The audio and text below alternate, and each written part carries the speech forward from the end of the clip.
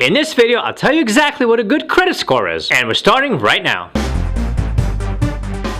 Hey guys, Elliot here. So, what is a good credit score? And for that matter, what is a bad one or an excellent one? These questions come up all the time, so let me break it all down for you. There are essentially two consumer credit scores out there. The first one is generated by a company formerly known as the Fair Isaac Corporation. Their score is called FICO, and the company itself is now rebranded as FICO as well. Their credit scoring model is the industry standard, and no doubt you've heard about the FICO score anytime you talk or read about credit. The second credit score out there is called VantageScore, and that one is generated by a conglomerate of the three big credit reporting agencies, Experian, Equifax, and TransUnion. VantageScore is a competitor to FICO, but as far as the average person is concerned, these two scores are essentially the same thing with just slight variations in what they use to create your score and what the end result looks like. Not to worry, I'll go over both. So FICO and VantageScore use the same range for credit scores, and this is the part that's important. Both scales start at 300, which is extremely poor credit, and go all the way up to 850, which is excellent. Let's go through these categories one at a time for FICO and then quickly mention the equivalent ones in VantageScore. The poor category for FICO goes from 300 to 579, with about 16% of Americans in that category, which is often referred to as a subprime market. A credit score this low indicates a number of problems, from bankruptcy to numerous late payments, and someone with a score below 580 will have a lot of trouble getting credit or getting reasonable rates due to the heightened risk that a lender will need to take on. Moving up from there is the fair category, with a score range from 580 to 669. About 17% of Americans are in that category, and people with credit in that range will be able to secure most types of loans, but will definitely end up paying a higher interest rate for the increased risk to the lender. Finally, we get to the good category, with a score range from 670 to 739. About 21% of Americans have credit in that range, with the national average hovering right around 717. This is certainly a favorable category to be in, and you will be able to qualify for just about all types of loans, including mortgage, auto, and student, but you probably won't qualify for the absolute best rates available. One step up from good is very good, and that is a score between 740 and 799, with a full 25% of all Americans in that category. This is really where you want to be credit-wise, as you will qualify for the best rates and pretty much all loan products. There's a higher category called exceptional, and that is between 800 and the max of 850, with 21% of Americans in that category. However, it's actually quite difficult to get that high, especially as you close in on the maximum score, as you really need to hit every credit building milestone flawlessly. But you don't really need to either. You will get the best rates as soon as you enter the very good category, and there's very little extra on top of that for those with exceptional credit. Now, I promised you the same breakdown with VantageScore, and here it is. The first category is very poor, with a score between 300 and 499. The second category is poor, with a score between 500 and 600. The third category is fair, with a score between 601 and 660. The fourth category is good, with a score between 661 and 780. And finally, we have excellent, with a score between 781 and 850. Here's a side-by-side comparison of both scoring systems, FICO and VantageScore. As you can see, the ranges vary somewhat, but it's really the same idea. Do strive to maintain your credit in the good category or higher, and it seems the majority of Americans do at least try to do that, with 67% having a good or better FICO score and 61% a good or better VantageScore. So what is a good credit score? Well, now you know. As always, if you enjoyed this content, please do like and subscribe, and I will see you in the next video.